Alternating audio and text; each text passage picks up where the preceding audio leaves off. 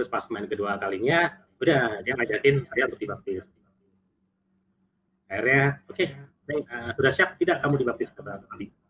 Saya bilang, oh saya siap. Kenapa saya siap? Ya karena saya sudah temukan jalan kebenaran yang sesungguhnya, itu ada di semua, ada di Alkitab itu. Akhirnya oke lah, saya ada dibaptis oleh Pak Saifuddin Ibrahim. Itu sekitar ya bulan Maret lah.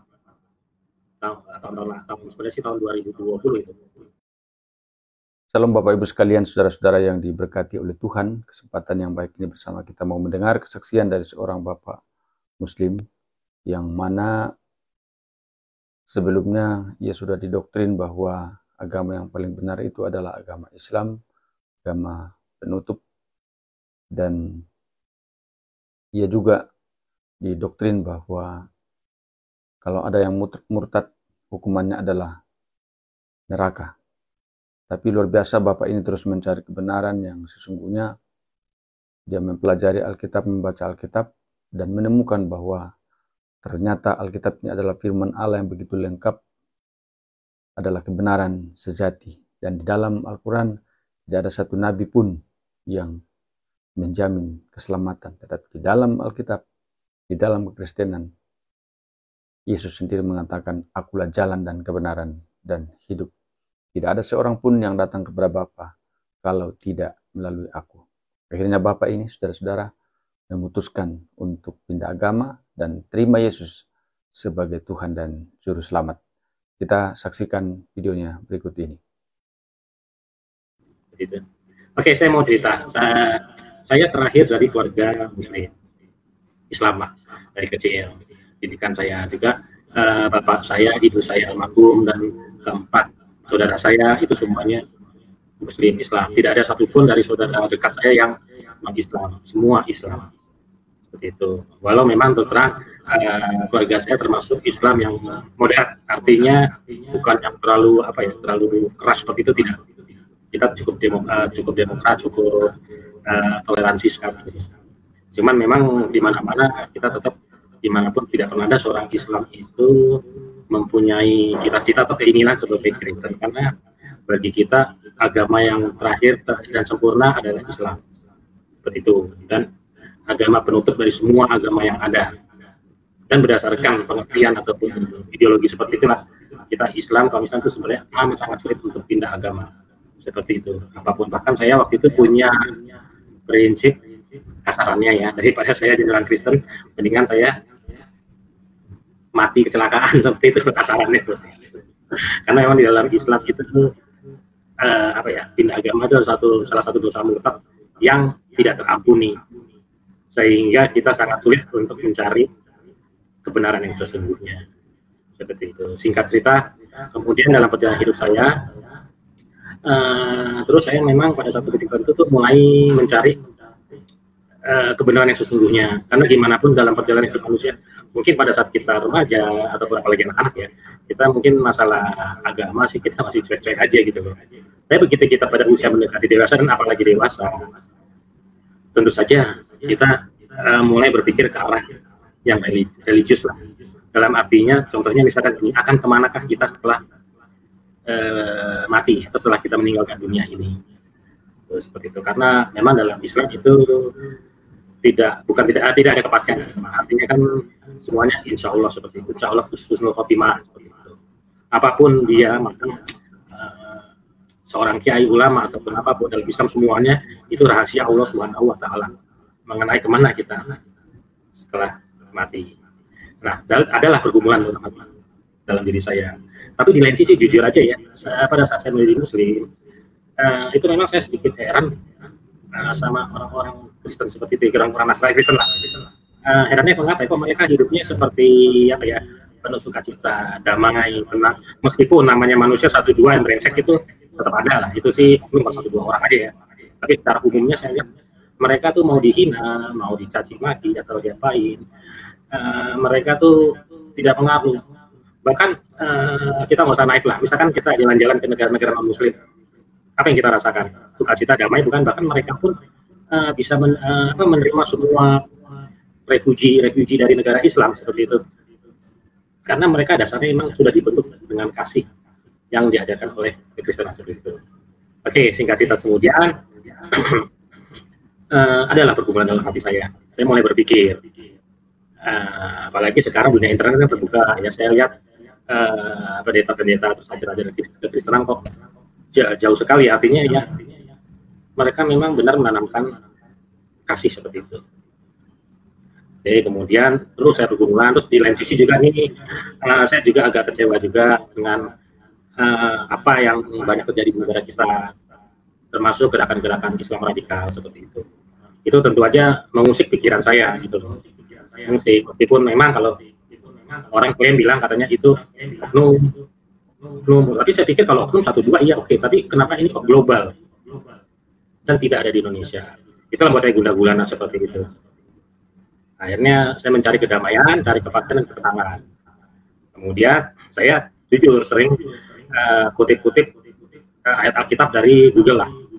Saya pelajari dari situ. Dari situ saya mulai terasa dalam hati saya ada sesuatu yang lain gitu loh dalam ajaran itu. Meskipun pada saat itu terserah aja. Kadang-kadang firman Tuhan itu saya posting di Facebook saya, tapi tidak saya tuliskan ayatnya, karena kan ya kata kasarannya saya masih belum open lah bahwa saya tertarik dengan kekristenan seperti itu. Saya hanya misalkan ambil Jesus quotes seperti itu, tapi Jesus atau firmannya saya hapus, jadi hanya firman. Nah, rupanya ada teman saya juga yang mengamati saya, gitu, teman Facebook juga, teman kuliah. Terus kemudian ada salah satu teman saya juga, kayak teman dalam gaun itu, ya dia juga sama seperti saya Muhtadin. Cuman dia baru saja meninggal sih, sekitar sebulan lalu. Nah, dia nemuin saya, terus kemudian dia bimbing saya, kita sering diskusi tentang kekristenan. Oke, nah terus selain itu rupanya, kebetulan saya kan kenal dengan Mbak Grace Simon tuh, salah satu penyanyi legenda kita lah, era-era 70-an, 80 dulu, Mbak Grace Simon. Beliau kan sekarang udah aktif penginjilan juga, di lain sisinya, di daerah Bali dia seringnya sih, Mbak Grace Simon. Nah, Mbak Grace Simon itu juga rupanya mengamati, kenapa kok saya sering nulis firman Tuhan, meskipun tanpa nulis nama ayatnya ya, kalau orang Kristen masih tahu lah, itu dari mana. Akhirnya suatu saat, kita diskusi by WA, terus Mbak Grace nyuruh saya datang ke tempatnya yang pasti di Jakarta. Kemudian Mbak Grace memang agak hati-hati juga, artinya kan hal masalah keagamaan kan hal yang sensitif ya. Dia nanya dulu sebelum ngasih Alkitab. Akhirnya setelah itu, Mbak Grace Simon kasihlah Alkitab ke saya. Terima kasih Simon tuh, terus kemudian saya bawa pulang. Nah, jujur begitu saya baca Alkitab itu jujur saya kaget artinya dulu sih saya pernah berpikir ini cerita dari Adam sampai Nabi seterusnya dari mana, itu nggak pernah ada ya keturunan, tapi rupanya semua itu ada di Alkitab gitu loh, keturunannya, terus proses gimana Tuhan membentuk kehidupan ini, hari pertama melakukan kedua ketiga, dan semuanya serba lengkap lah. Itu apa ya, itu sangat luar biasa menurut saya loh Alkitab itu seperti itu. Disitulah saya benar-benar takjub dalam hati saya, ini gila nih buku nih. Artinya dia kalau ingin tahu sejarah kehidupan manusia ya di Alkitab itu semua ada. Seperti itu. Dari situ saya baca pelan-pelan. Pada saat itu saya awali dari Perjanjian Baru dulu. Ya, kan awalnya itu. Dari Perjanjian Baru, terus kemudian adalah pergumulan dalam hati saya. Dalam hati saya, waduh, ini sepertinya saya harus mulai berpikir nih, apakah saya harus tetap Muslim atau berpindah keyakinan. Meskipun dalam Islam dibilang murtad adalah dosa yang tidak terampuni lah, dia pasti akan kekal di neraka menurut Islam seperti itu. Namun demikian hampir semua Muslim pasti akan sulit untuk merubah akidahnya, nggak gampang seperti itu. Akhirnya saya minta petunjuk, karena saya tidak akan pindah agama kalau tidak ada petunjuk langsung dari Tuhan. Namun terus terang, saya bukanlah salah seorang yang pindah agama karena dijumpai langsung secara fisik ya oleh Tuhan Yesus. Karena saya sering nonton juga kesaksian itu, banyak dari teman-teman murtadin yang berpindah keyakinan setelah dijumpai oleh Tuhan Yesus. Meskipun kalau kata orang-orang Muslim, katanya itu bukan Tuhan Yesus, itu jin katanya. Cuman kan logikanya, kalau kenapa kok penggambaran mereka yang ditemui oleh Tuhan Yesus itu semuanya sama, kurang lebih sama lah intinya. Tuhan Yesus seperti apa, dibawanya kemana seperti apa. Itu nggak cuma kesaksian di Indonesia, seperti itu juga kesaksian yang dari murtadin luar negeri juga sama seperti itu, mereka hampir sama lah menggambarkannya. Cuman pernik ceritanya memang beda, cuma gambarannya sama. Nah, artinya kalau itu cerita dibuat-buat, maksud bisa kompak sedunia menggambarkan seperti itu. ya kan? Gitu. Nah, saya bukan termasuk seperti itu, cuman saya tetap minta petunjuk. Al-Quran sama Alkitab saya taruh di tempat tidur. Saya berdoa, Tuhan tolong tunjukkan saya kemana saya harus ikuti. Apakah saya harus tetap ikut Al-Quran atau Alkitab ini? Saya taruh di atas tempat tidur. Saya terus minta petunjuk. Sehari dikasih, 2 hari enggak juga dikasih, 3 hari enggak juga dikasih. Oke, saya pikir mungkin petunjuknya dari yang lain gitu ya, seperti itu. Saya tetap baca Perjanjian Baru, halaman 1, halaman 2, dan seterusnya. Masuklah ke halaman 27. Saya baca begitu halaman 27 dari Perjanjian Baru, saya mau buka harusnya kan halaman 28. Itu kok langsung ke halaman 30. Saya nggak ngerti gitu loh. Ini buku memang masih baru. Saya pikir biasanya buku baru kan suka nempel tuh halamannya. Gitu. Saya pikir itu nempel. Saya putar sampai pakai lidah juga nih, Pak. Saya giniin sampai mau robek. Itu nggak bisa loh. 27 langsung 30. Itu dan kalau saya terusin lagi pasti robek. Pasti robek pasti. Saya pikir wah ini memang mungkin cacat produksi, wajar lah. Cacat produksi dari 1000 pasti ada 1-2 cacat produksi kan mungkin ada ya. Oke, terus kemudian saya WA Mbak Gracie, mohon maaf, itu Alkitabnya kok dari halaman 27 langsung ke 30 ya, 28, 29 nya nggak ada. Itu kaget, masa sih Bang? Iya Mbak, nggak ada nih, saya lagi baca. Oke lah, besok saya ganti yang baru aja. Oke Mbak, begitu ditutup, saya pikir saya langsung baca 28, 29 nanti aja halamannya kalau dapat pengganti. Tapi haleluya, begitu saya buka dengan santainya, langsung halaman 28, itu saya benar-benar bingung loh. Pasti bingung. Langsung halaman 28 sih loh. Ada halaman 28, 29 yang nggak ada kok sampai saya apa? Ya kasarnya maaf ya, gini-gini sampai mau robek itu, saya sampai kesel-kesel gitu, nggak ada. Abis itu begitu tuh saya buka nyantai aja. Nah, ini kok 28 ada, 29 ada. Asli situ kaget. Nah, tapi saya yakin bahwa itulah petunjuk yang diberikan langsung gitu loh. Saya memang minta petunjuk seperti itu ya. Oke, dari situ ya dah.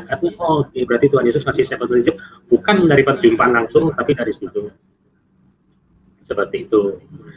Nah, ya udah, akhirnya setelah itu saya tetap pelajarin, cuman banyak memang isi-isi dari Alkitab yang akulah jalan kebenaran, akulah terang dunia. Seperti itu kan banyak. Tidak ada nabi dalam Islam yang bisa memberikan jaminan seperti itu. Jaminan keselamatan atau apa. Kemudian juga ternyata juga saya juga diskusi sama muhtadin yang menguasai Al-Quran, dikasih beberapa tunjuk bahwa ternyata di Al-Quran itu sebenarnya banyak. Siapakah Isa Al-Masih itu? Cuman memang itu ayat-ayat itu tersebar dalam 1-2, sehingga tidak itu. Tapi dari kata Al-Masih aja sendiri harusnya bisa tahu kenapa dikasih nama Al-Masih. Nah ternyata setelah saya cek Al-Quran, memang beberapa ayat banyak. Oke, kembali lagi ke tadi. Setelah itu, udah, saya masih agak bimbang juga sih. Tapi udah saya tetap pelajarin. Makin saya pelajarin, itu saya lihat Alkitab itu, ya kasarnya igelo nih Alkitab. Artinya apa ya? Kita baca itu nggak sekedar baca, tapi ada sesuatu yang bisa kita rasakan di dalam gitu loh. Seperti itu. Asal kita benar-benar mau ini ya, mencari kebenaran, bukan mencari kesalahan atau untuk menjudge atau menjelekkan sesuatu. Karena di situ saya posisinya memposisikan diri saya netral. Pas saya ingin mencari kebenaran, saya ada di tengah-tengah ini Islam, Kristen. Meskipun saya masih Islam, tapi karena saya ingin mencari kebenaran, saya harus netralkan dulu semuanya. Biar nanti Tuhan yang menunjuk. Seperti itu. Selama kita tidak akan berposisi diri sebagai netral, kita tidak akan menemukan kebenaran yang sesungguhnya. Yang ada kita akan mencari kelemahan, kejelekan, whatever. Seperti itu. Nah, akhirnya setelah situ, saya makin suka baca Alkitab. Karena dari situ semua itu jelas. Dan dari situ saya baru tahu bahwa kekristenan itu benar-benar memproses dan membentuk manusia lah, agar mengenal Tuhan dan mengetahui kehendaknya. Seperti itu. Kemudian setelah itu, saya pelajarin juga terus Tuhan, dan kemudian saya ditemui lah oleh salah satu pendeta muhtadin ya kalau boleh saya sebut ya Abi Saifuddin Ibrahim. Terus kemudian saya main ke rumahnya sekali, terus pas main kedua kalinya udah dia ngajakin saya untuk dibaptis. Akhirnya sudah siap tidak kamu dibaptis, kata Abi. Saya bilang, oh saya siap. Kenapa saya siap? Ya karena saya sudah temukan jalan kebenaran yang sesungguhnya, itu ada di Alkitab itu. Akhirnya saya dibaptis oleh Pak Saifuddin Ibrahim. Itu sekitar bulan Maret lah. tahun sebenarnya sih tahun 2020 itu. Seperti itu. Oke, terus dibaptis oleh Pak Abi Saifuddin Ibrahim. Haleluya. Dan setelah dibaptis, memang kasih karunia Tuhan itu benar-benar bisa saya rasakan. Apa yang Roh Kudus sudah benar bekerja. Artinya gini, sangat sulit bagi siapapun untuk percaya Tuhan Yesus bila tidak dijamah oleh Roh Kudus. Karena seperti dalam Alkitab dibilang juga kan, bukan kamu yang memilih aku, tapi aku yang memilih kamu. Seperti itu. Artinya apa? Artinya bahwa memang benar bahwa dia memang tidak dijamah oleh Roh Kudus.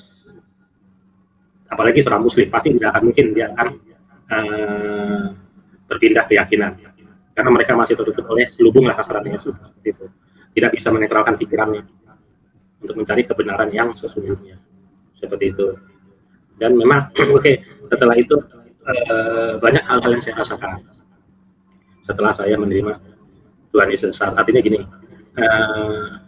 saya sudah bisa lebih tenang hidup dan lebih penuh rasa kasih. Dulu saya terus terang ya, orangnya juga agak-agak emosional juga, meskipun bukan tukang berantem, bukan, cuman maksudnya saya suka kasar, ngomong atau apa. Tapi setelah ini, wah ini gila ya, artinya memang ajaran Kristen itu luar biasa. Artinya memang benar-benar membentuk manusia agar saling mengasihi kepada siapapun. Even orang itu jahat kepada kita, itu bukan tugas kita untuk menghakimi dia. Biarlah Tuhan yang berperkara. Justru Tuhan meminta kita agar kasihilah musuhmu, sayangilah mereka. Seperti itu kan. Berdoalah kepada mereka yang menganiaya kami. Itu sangat luar biasa. Seperti itu. Dan terus terang ya, saya nggak tahu kalau ngasih kesaksian juga, kadang-kadang di mimbar itu suka mendadak, nggak ngerti kenapa suka mendadak menangis gitu. Ini juga saya takut nangis di sini, nangis kan.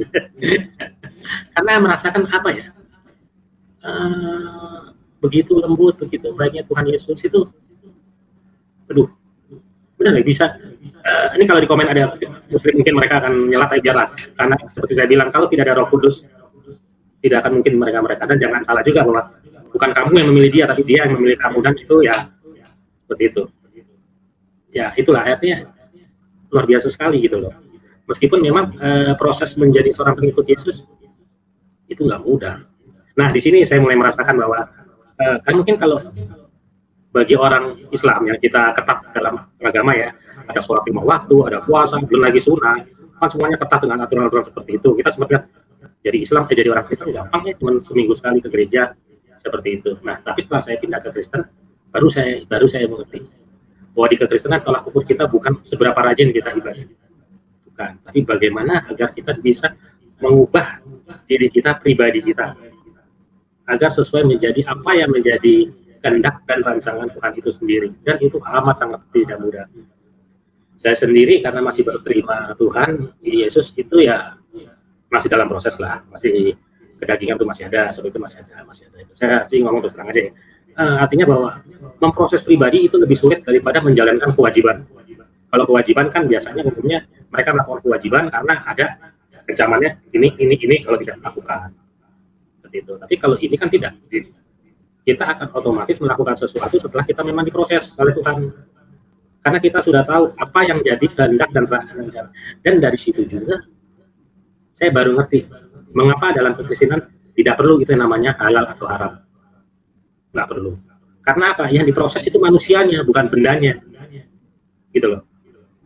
Kalau halal haram apa itu kan bendanya yang dihalalin, yang diharamkan.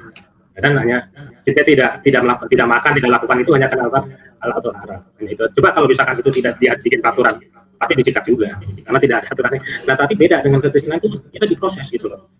Setelah kita diproses sesuai dengan rancangan dan kehendak Tuhan Yesus, kita otomatis tidak akan melakukan apa yang tidak disukai oleh apa yang tidak jadi kehendaki oleh Tuhan Yesus. Itu otomatis kok. Ada apa ya? Kita bisa hari kita rasakan dalam diri kita. Kalaupun misalkan kita terjatuh lagi gitu, kita ada otomatis kita ada rasa berdosa. Terus kita akan berdosa dan memohon doa dan atas dosa yang telah barusan kita lakukan itu apa gitu. Kejujuran, intinya kejujuran dalam mengakui dosa yang kita lakukan. Perlahan akhirnya saya bisa mengerti, rupanya dalam kekristenan kenapa tidak perlu seperti halal haram dan sebagainya itu karena kekristenan itu tidak menghalalkan apa bendanya, tapi justru manusianya yang diproses. Tapi jangan lupa juga bahwa itu hanya ada pada orang yang hidup dalam Tuhan Yesus. Walau dia beragama Kristen, tapi kalau dia tidak hidup dalam Tuhan Yesus, ya dia mungkin tidak ada ubahnya dengan manusia lain yang hanya ibadah, pulang ke rumah, ibadah seperti rutinitas biasa, tapi tidak ada rasa komunikasi atau kenal dengan Tuhan. Karena kekristenan itu kalau bagi saya itu artinya sebenarnya lebih ke arah the way of life. The way of life di sini maksudnya cara hidup kita manusia seperti apa, Tuhan itu seperti apa sesungguhnya, dan kehendak Tuhan itu seperti apa. Gitu. Seperti itu. Itulah kekristenan yang saya alami. Dan memang luar biasa, tapi itu bukan hal yang sangat sulit bagi saya. Sampai sekarang pun saya masih sulit. Masih masih belajar lah untuk proses oleh Tuhan agar menjadi sesuai apa yang jadi kehendaknya, karena kadang-kadang rasa emosi suka meledak, kadang-kadang juga ya menjaga mulut itu ya susah, tapi ya udah jauh lebih baik lah dari kemarin gitu. Oke, terus kemudian memang bicara untuk mujizat, memang ini saya baru rasakan bahwa inilah Tuhan yang hidup dan mujizatnya nyata. Benar, apa yang kita omongin, apa yang kita mohon itu kita bisa rasakan. Seperti itu. Contoh misalkan ada beberapa kali nih saya mengalami mujizat yang meskipun mungkin tidak sangat luar biasa, tapi saya rasa itu adalah salah satu tanda bahwa Tuhan kita itu hidup. Ini ceritanya.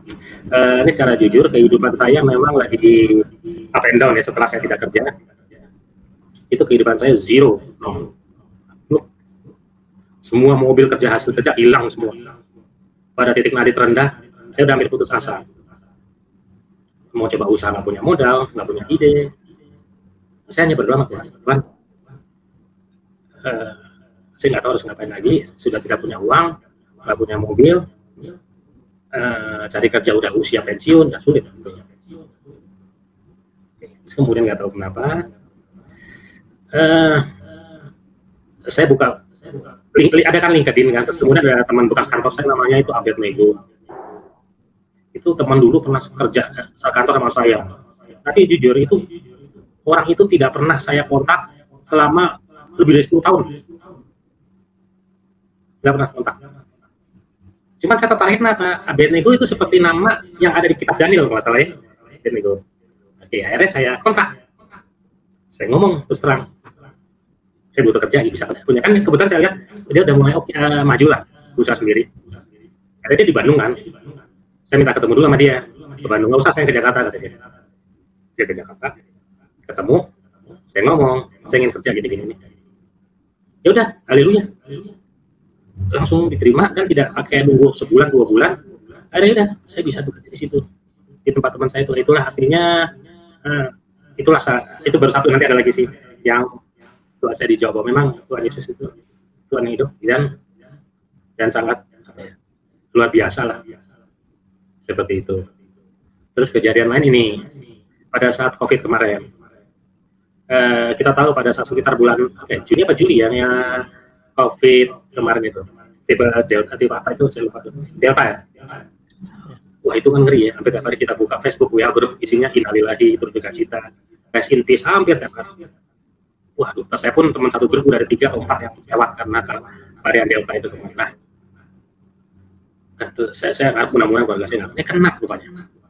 Adik saya kena, suaminya kena, saya kena, bapak saya yang umur 86 tahun dengan komorbidnya yang parah, karena udah umur 86 ya, fisiknya parah, artinya kalau udah komorbid itu karena varian Delta biasanya kemarin pasti lewat lah.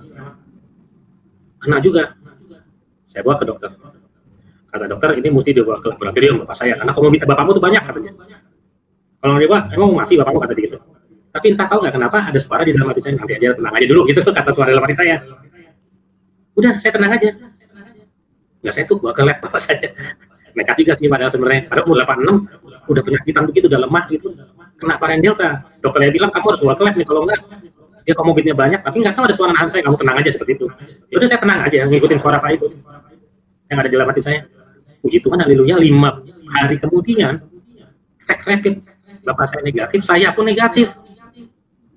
Memang pada saat itu saya sempat nemuin pendeta saya wanita pembimbing kakak rohani lah, saya minta doa bimbingan gitu. Saya cerita kena COVID ini, kita berdoa bersama. Gila. Tuhan Yesus dahsyat.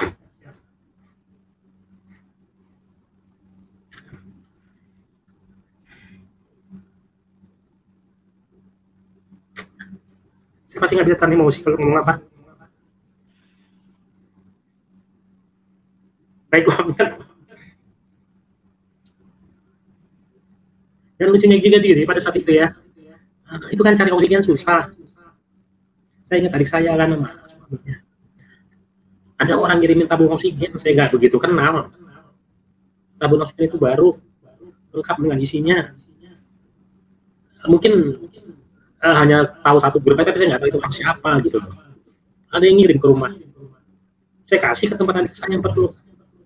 Karena memang lagi butuh adik saya gitu. Gila pokoknya.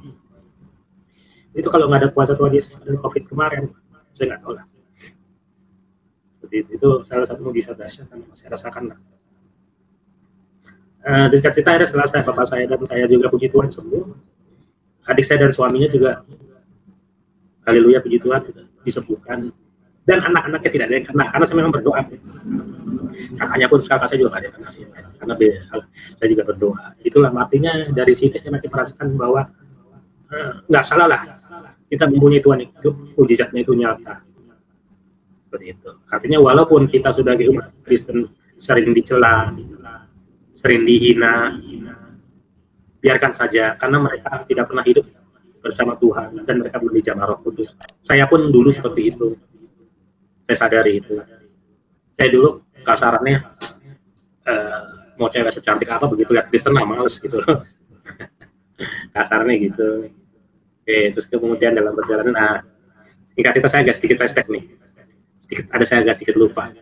Tahun 2020 saya dapat undangan Natal. Ya, dari seorang Kristen. Ya, plan Natal biasa lah. Saya ajaklah teman saya. Kebetulan saya memang penyuka musik ya. Saya menilai musik bukan karena itu lagu Natal atau enggak. Saya nilai lagu Natal memang aransemennya itu nada-nada juga indah, tapi saya suka. Jadi saya bikin kompilasi lagu Natal, saya putar di mobil.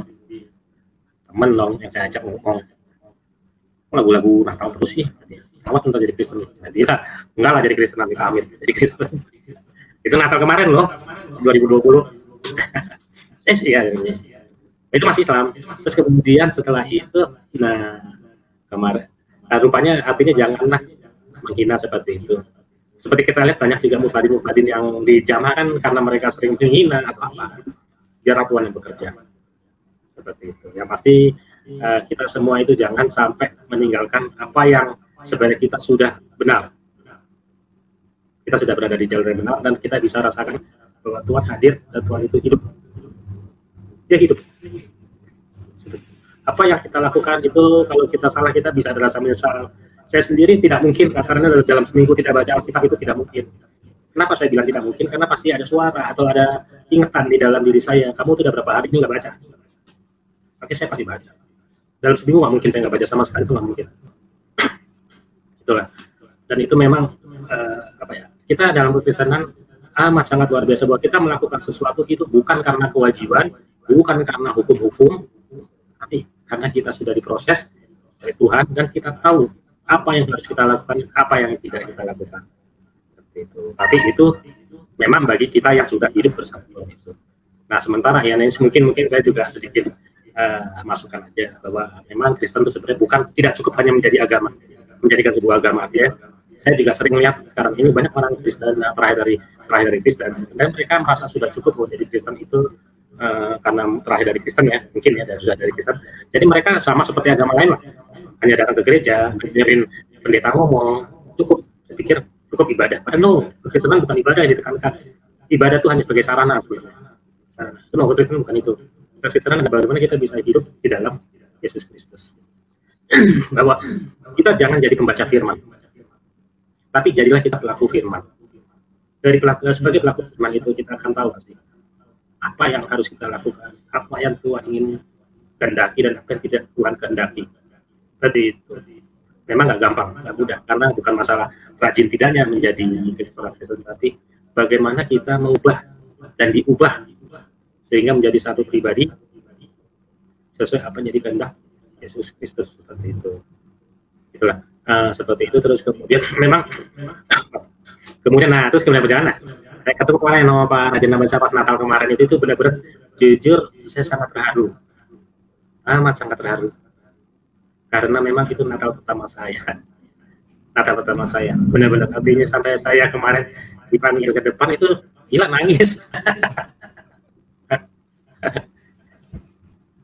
Ya, damai sukacita lah, berasa sekali. Artinya memang Natal itu membawa kita ke dalam satu momen di mana kita sebagai manusia tuh harus merasakan sukacita damai sejahtera atas kelahiran dan telah diturunkan ke bumi Yesus Kristus sebagai penebus dosa umat manusia bagi yang percaya kepadanya. Sebenarnya sih Yesus itu sebenarnya tidak turun untuk orang Kristen, tapi buat siapa saja yang percaya kepadanya agar dosa manusia bisa ditebus.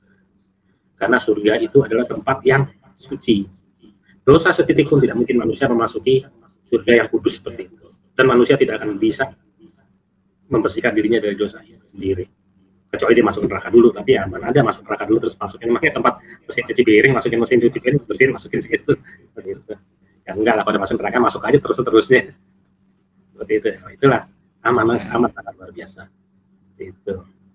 Dan memang dari sini saya makin yakin dan makin mantap bahwa kekristenan saya tidak salah pilih, saya bisa rasakan kehadiran Tuhan dan itu nyata, amat sangat nyata. Seperti itu. Ya mungkin sekilas itu para Janabasa. Kalau mungkin ada yang ingin ditambahkan atau ditanyakan apa. Cuman saya tidak mau lagi perdebatan. Iya kita nggak berdebat di sini. Apalagi ini kesaksian, nggak ada yang perlu diperdebatkan sebenarnya. Betul. Karena ini kan pengalaman pribadi. Iya. Pengalaman pribadi yang tadi yang Pak Bani bilang ya, memang ini Tuhan pilih saya. Mau diapain? Kalau Tuhan sudah pilih kan gitu, nggak ada orang bisa mau sangkal kan gitu. Betul. Karena Tuhan sudah pilih seperti ini, ya orang juga mau buat apa juga itu kan memang hak dia. Tapi kan ini kan Tuhan sudah pilih Pak Bani. Betul. Ya, Betul. Itu hak prerogatifnya Tuhan.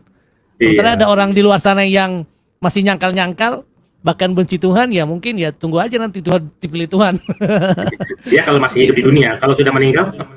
Wah, kalau udah meninggal ya sayang. Iya, benar. Artinya janganlah kita yakin akan satu kebenaran di mana kita sendiri tidak mengerti gitu. Bagaimana bisa kita tidak mengerti tapi kita anggap itu sebagai suatu kebenaran. Kebenaran itu harus diuji kok sebenarnya. Baru kita yakin oh iya gitu. Seperti halnya saya tadi bilang, sebelum saya putuskan ke ambil ikut Yesus, saya kan uji juga. Tuhan tolong buktikan saya, beri saya petunjuk. Iya. Dan jawabannya itu semua kan ada di Alkitab juga. Iya. Ada pertanyaan, ada jawaban. Semuanya ada jawaban. Sebenarnya kalau kita mau saja membuka hati kita untuk kebenaran, pasti ada jawabannya. Betul. Tapi kita luar biasa. Harus posisikan diri kita zero dulu, netral dulu untuk mencari kebenaran. Dari situ baru kita akan tahu nanti benar kita ada di mana. Nah, teman-teman luar biasa ya, Pak Mane tadi sudah cerita. Ya memang ya, tadi dia seperti yang beliau bilang. Kalau menurut sejarah, menurut pikiran nggak mungkin lah terima Yesus ya.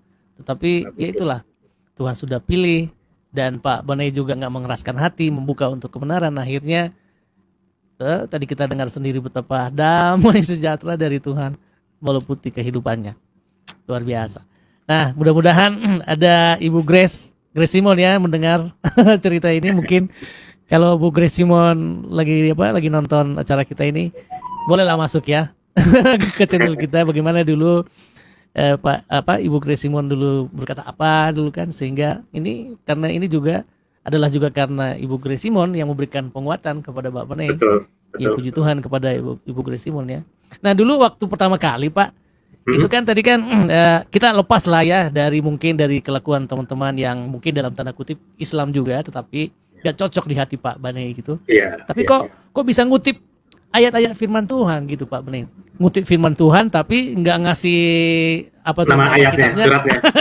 Nama di mana? Kenapa bisa kutip itu padahal benar-benar Pak Bane tahu itu adalah dari Alkitab.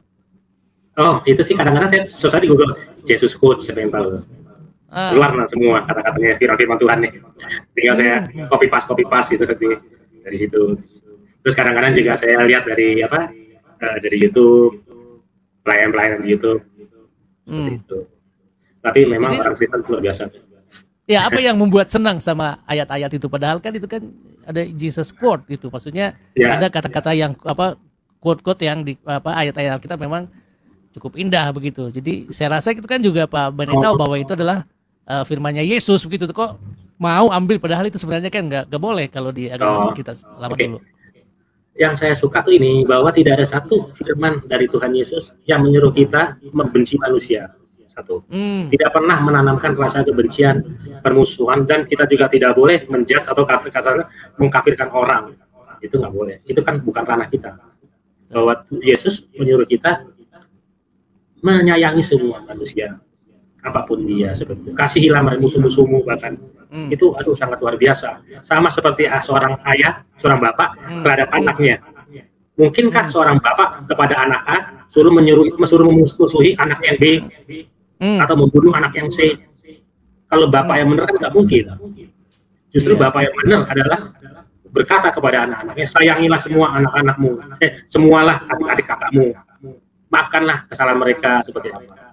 Itu juga yang diajarkan. Jadi artinya kita benar-benar merasa bahwa sebagai anaknya gitu, bahwa kita bapak memerintah kita agar kasihlah semuanya, sayangilah mereka, bahkan juga kepada yang kita memusuhi kita pun. Itu sangat luar biasa menurut saya. iya, Gitu. iya. Ada berapa banyak tuh ayat-ayat itu kutipan-kutipan atau quotes itu Bapak Ada apa Bapak tulis ke YouTube itu? ada banyak Pak. Waduh. Ada banyak. Memang sampai ada teman muslim saya juga saya nggak suka juga saya itu. Dan dipikir saya teman-teman saya diem aja ada ya. Dulu waktu Islam kagak pernah menulis ayat Quran kan rajin amat kerja. Tapi ya ini nilai itu oke. Ini ada juga resiko sebagai seorang muslim ya. Tapi banyak dari mereka yang pindah ke Kristen, banyak yang mereka mengalami persekusi atau bahkan mengalami hukuman. Itu memang berat lah. Makanya saya pun sampai sekarang masih pelan-pelan lah mempelajari bahasa Tuhan Yesus. Tapi resikonya memang mungkin tidak dimusuhi, tapi mulai dijauhi itu ya. Iya. Seperti itu. Ada rasa Iya. dijauhi. Tapi tidak Saya dimusuhi, pikir cuman yang mulai jaga-jaga. Mulai agak yang dulunya dekat, sekarang dia menjauh gitu. Ya resiko lah. Tapi nggak apa-apa lah itu risiko. Tapi yang penting kan Itu proses semua. proses betul. Tapi saya yakin itu Pak bahwa dari dulu memang Tuhan sudah pilih Pak Banei dan sehingga melapangkan hati untuk ambil kutipan-kutipan ya atau quotes itu. Dan karena ada firman Tuhan berkata begini Pak, iman itu timbul dari pendengaran dan pendengaran oleh firman Kristus. Jadi saya yakin Tuhan yang memberikan sengaja membuat kutipan-kutipan firman itu sehingga itulah yang membuat iman itu timbul dalam hati Pak Banei. Karena dari dulu memang Tuhan sudah pilih ini nih yang saya harus selamatkan ini. Saya pikir begitu ya Pak Banei ya. Iya betul. Iya. Betul. Jadi ceritanya tuh kok bisa ketemu sama Ibu Grace Simon penyanyi yang sangat terkenal itu? Bagaimana ceritanya tuh Pak? Mbak Grace sama saya sih dekat lah. Kita sama-sama aktif di kegiatan organisasi, satu organisasi lah itu. Temenan juga di Facebook seperti itu. Ya dia memang udah 3 tahunan lah saya dekat dengan Mbak Grace. Cuman memang Mbak Grace tahunya saya seorang muslim lah. Akhirnya agak kaget juga setelah dia mantau status Facebook saya kemarin ini. Seperti itu, akhirnya dia ngontak saya, terus saya main ke rumahnya, ya sudah tadi bilang. Setelah yakin baru saya dikasih Alkitab. Ya Ibu Grace Ibu Grace sangat terkenal, pernah dulu ke Puncak kan, saya ada pelayanan di Puncak di Cipanas. Beliau pernah sekali ya ke sana ya. Ya beliau nggak kenal saya, tapi kita yang kenal dia dari sejak kecil, kita udah dengar beliau nyanyi. Ya tapi puji Tuhan ya, Tuhan kirim Ibu Grace Simon ya. Masih terbeban untuk teman-temannya, untuk juga tetap meneguhkan hati Pak Banei untuk ikut Tuhan. Jadi pas mau dibaptis sama Abi itu kemarin itu, apa yang menjadi yang membuat bulat tekad Pak Banei itu, ya siap saya dibaptis. Gitu. Sama karena Pak jujur aja, setelah saya membaca Alkitab, itu saya sudah amat sangat yakin bahwa inilah terang yang sesungguhnya. Inilah kebenaran yang sesungguhnya. Tidak pernah ada satu kebenaran di mana kita suruh membenci atau memusuhi yang lain. Itu kebenaran dibentuk bukan dari atas rasa kebencian. Kebenaran dibentuk oleh dasar rasa kasih. Rasa kebencian bukan rasa kebenaran yang akan timbul, rasa permusuhan yang ada. Jadi dari situ, sementara Alkitab satu pun tidak ada yang mengajarkan kita untuk membenci. Ya. Jadi kebenaran itu timbul akibat rasa kasih sayang, gitu, rasa kasih sayang. Jadi Iya, kita sayang, betul. ini aja kebenaran dan hidup. Ya, betul. Ini ada Pak Sugianto Barolino. Ya benar, Pak Sugianto, bahwa Roh Kudus itulah yang saya pikir yang menggerakkan terus ya Pak Bane, sehingga mau ya rela dibaptis. Kalau menurut apa, kalau kita bisa bertanya kenapa dibaptis gitu? Kenapa, maksudnya apakah kan kalau kita percaya Yesus ya udahlah percaya Yesus lah. Apalagi kan Pak Bane masih baru nih. Tapi kok mau gitu dibaptis gitu? Kalau nggak salah ya kita pada baptislah mereka atas nama Bapa, Putra dan Roh Kudus. Gitu. Ini ada perintah kan dalam Alkitab. Kalau kita artinya sebagai komitmen lah, menunjukkan bahwa kita benar-benar seperti itu, hidup di dalam nama Yesus Kristus. Iya, itu juga sebagai apa namanya, sebagai tanda bahwa kita ini memang menurut perintah Tuhan, kan begitu ya Pak Bene ya? Betul. Dan terus terang aja, tadinya saya juga sama, namanya Muslim, kita juga menganggap Yesus itu nabi. Tapi begitu saya baca Alkitab, ini saya agak lucu nih. Begitu baca Alkitab, wah ini dia bisa nih, Yesus maksudnya dia. Wah ini dia bisa nih Yesus. Dalam arti saya, dia bisa nggak nih jalan di atas air? Ternyata kan ada di Alkitab Yesus yang di atas air. Wah ini bukan manusia, dalam arti semuanya dia bisa. Betul. Betul, luar biasa.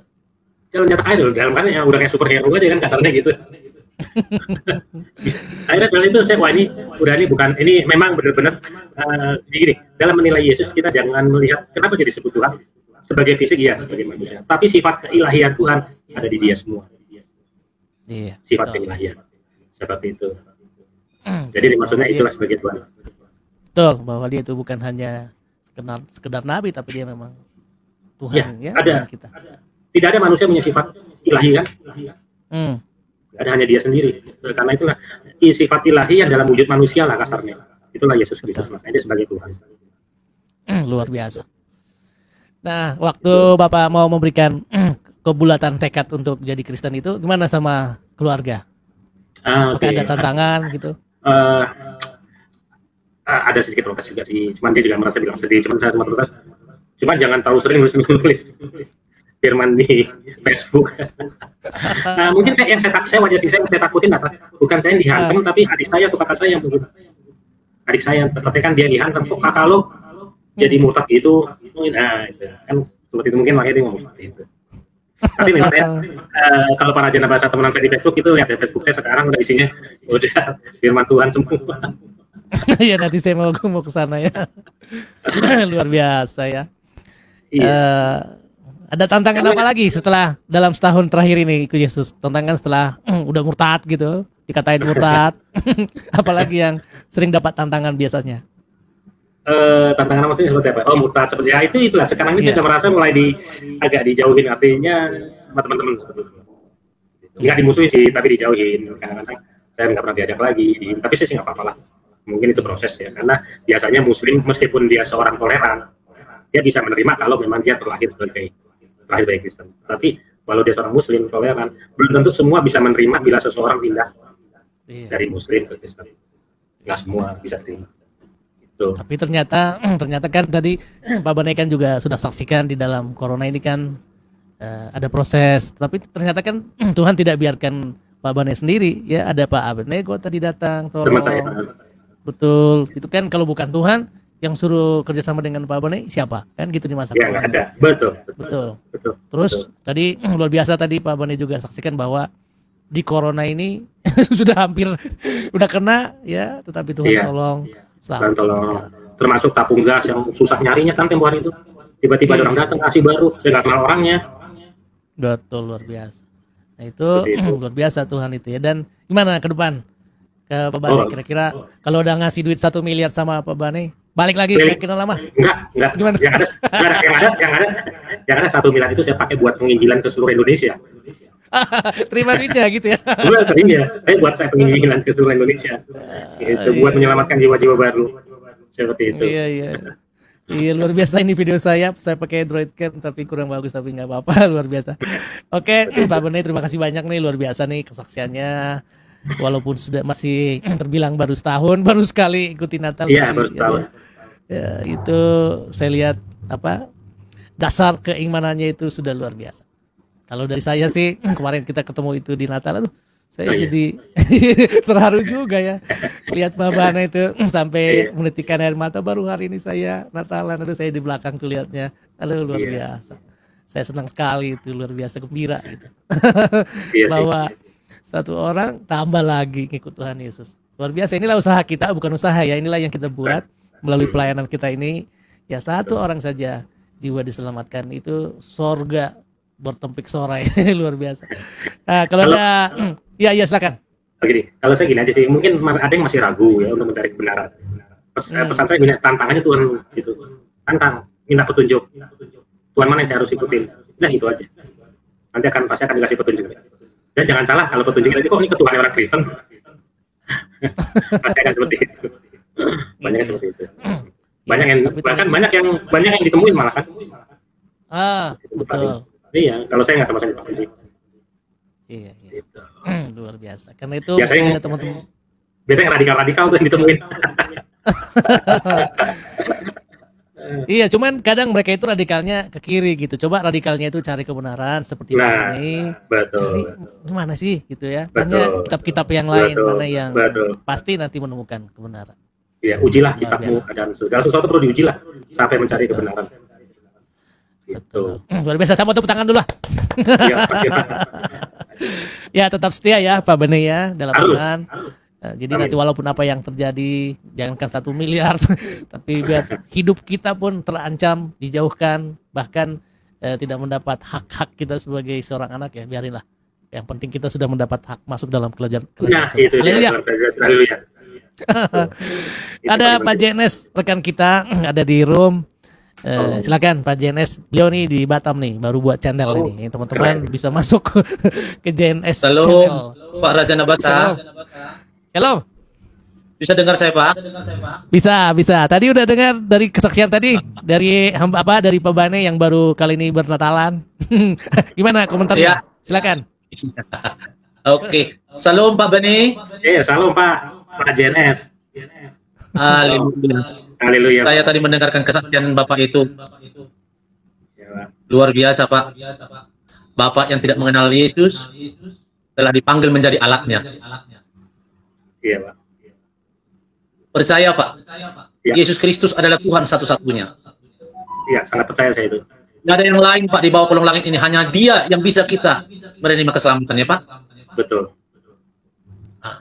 Jadi, saya bersyukur Pak Beni, Tuhan tangkap Bapak, supaya untuk memberitakan kebenaran Dia, yaitu Betul, Yesus Kristus Tuhan kita. Betul. Jadi Pak Bani, saya membacakan satu firman Tuhan ya Pak, untuk menguatkan kita semua. Jadi Yohanes 13 ayat 6 berkata demikian Pak. Akulah jalan dan kebenaran dan hidup. Tidak ada seorang pun yang datang kepada Bapa kalau tidak melalui aku. Inilah Yesus Kristus Tuhan kita itu Pak, yang berkata, hanya Dia satu-satunya. Tiada yang lain. Itulah Tuhan kita itu Pak. Ya, Kita bersyukur Tuhan datang ke dunia untuk menebus dosa-dosa kita, dosa Bapak dan dosa saya dan dosa kita semua. Tuhan telah menebusnya di kayu salib. Jadi saya selalu senantiasa setiap murtadin yang sebenarnya saya tidak suka Pak dibilang murtadin. Kenapa? Kalau murtad itu keluar dari jalan Tuhan Pak. Tetapi ini datang kepada Tuhan, itu namanya menerima pertobatan Pak. Betul. Menerima hidayah yang sesungguhnya. Nah, iya Pak, menerima hidayah kalau orang bilang ya. Iya. Jadi itu Pak, saya percaya bukan Bapak yang memilih Tuhan kita itu, tapi Tuhan itulah yang memilih Bapak. Siapa Tuhan kita? Yesus Kristus. Seperti di Yohanes 15 ayat 16 berkata, bukan kamu yang memilih aku, tapi akulah yang memilih kamu. Dan aku telah menetapkan kamu supaya kamu pergi dan menghasilkan buah, dan buahmu itu tetap. Supaya apa yang kamu minta kepada Bapa dalam namaku, diberikannya kepadamu. Yesus Kristus berkata seperti itu, Pak. Jadi, Dia yang berkata pada waktu itu, di dalam dunia masih, Pak. Iya. Jadi Dia, Tuhan pada waktu itu, Dia tidak berkata, aku ini Tuhan. Tidak begitu, Pak. Jadi Dia, Tuhan, turun ke dunia, dan mengambil rupa seorang manusia, yaitu Yesus Kristus Tuhan kita yang lahir di kota Daud. Yang kemarin kita rayakan di tanggal 25 kemarin. Ya. Nah, jadi itulah Pak, saya percaya Pak, bukan Bapak yang memilih Tuhan, tapi Tuhan yang memilih Bapak. Tetap Pak, kerjakan apa yang diberikan Tuhan kepada Bapak, talenta apa yang diberikan Tuhan, tetap di dalam Tuhan ya Pak. Amin, pasti Pak. Nah, karena kalau Bapak atau kita semua yang mendengarkan baik di live chat, kalau kita mendengarkan Tuhan dan melakukan segala perintahnya, inilah Markus 11 ayat 23 berkata, karena itu aku berkata kepadamu, kata Yesus Kristus Tuhan kita itu Pak, apa saja yang kamu minta dan doakan, percayalah bahwa kamu telah menerimanya, maka hal itu akan diberikan kepadamu, kepada saya, kepada Bapak, dan semua kita yang percaya kepada Yesus Kristus. Karena Yesus Kristus itu Tuhan yang benar dan Tuhan yang hidup. Dulu dia penyembuh, sekarang penyembuh dan selama-lamanya penyembuh. Dulu dia penyelamat, sekarang penyelamat dan selama-lamanya tetap penyelamat. Karena Yesus Kristus kita itu Pak, tetap sama. Di Ibrani 13 ayat 8 berkata demikian Pak, Yesus Kristus tetap sama, baik kemarin maupun hari ini, dan sampai selama-lamanya. Saya percaya Pak, Yesus Kristus itu, dialah Tuhan kita. Maju terus Pak, kita saling mendoakan, biar Tuhan yang memimpin kita, anak-anaknya. Jangan lupa Pak, perkatakan kesaksian-kesaksian Bapak yang telah ditangkap dari seberang. Karena itu satu anugerah Pak. Jadi Pak Beni, saya bersyukur saya dapat berkat daripada kesaksian Bapak. Biarlah selalu senantiasa Bapak maju terus ya Pak. Amin, terima kasih Pak. Pasti itu. Harus itu tugas yang dibebankan oleh Tuhan Yesus pada saya rasanya. Mantap. Amin Pak. Itu. Amin. Ya. Jadi itu aja kira-kira Pak Raja Nabasa. Terima kasih atas dikasih kesempatan saya untuk memberitakan firman di room ini. Tuhan memberkati Pak Raja Nabasa, Pak Kasdim, dan Pak Beni, semuanya kita yang ada di baik di layar chat juga. Tuhan berkati. Haleluya. Amin Pak. Haleluya. Haleluya. Terima kasih. Terima kasih, Puji Pak. Tuhan. Luar biasa Bapak Ibu sekalian, saudara-saudara, kesaksian dari Bapak ini. Semoga akan menguatkan iman kita, akan memberi kita semangat, sehingga kita juga semakin memiliki keyakinan yang sungguh bahwa saudara dan saya yang sudah percaya kepada Kristus adalah orang-orang yang sudah diselamatkan oleh Tuhan, sehingga akan memperoleh hidup yang kekal dan tidak akan binasa. Jangan lupa dukung channel ini Bapak Ibu dengan cara like, subscribe, dan share, supaya saudara terus mendapat notifikasi video-video terbaru dari saya, dan terlebih channel ini akan terus berkembang dan menjadi saluran berkat bagi banyak orang. Tuhan Yesus memberkati.